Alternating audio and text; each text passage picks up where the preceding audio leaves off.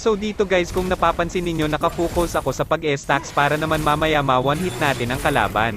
E-focus ninyo muna ang pag-stacks mga idol hanggang sa makakuha kayo ng 100 to 200 sa loob ng 5 minutes to 6 minutes. At dahil malakas tayo, hindi na natin yan gagawin sapat na sa akin ng 74 stacks sa akin, kaya halika na tayo din naman ang magiging aggressive ngayon, kaya patapusin ninyo hanggang dulo. At by the way guys, wag ninyo pala kalimutan na i-follow ang ating Facebook page para ma-notice kita.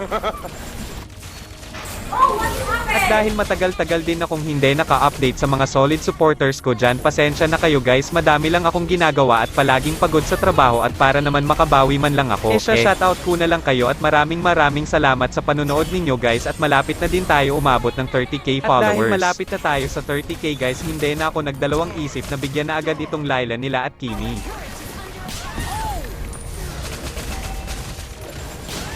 Gusto mo din ba ganito damage ng Aldis mo? E-follow mo lang ako at mag-copy link ka na din, salamat.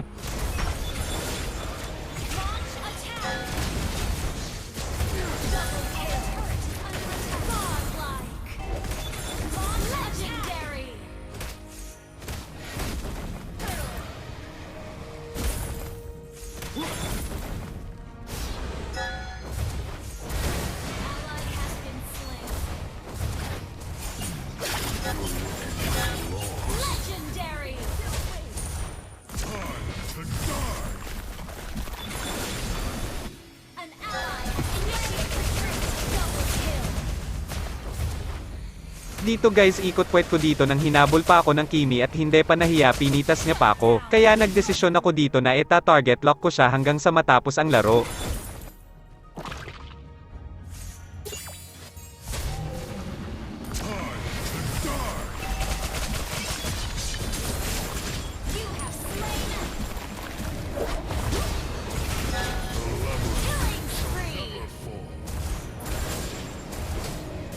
Hindi na ako lalabas ng base Aldis, maawa ka naman sa akin.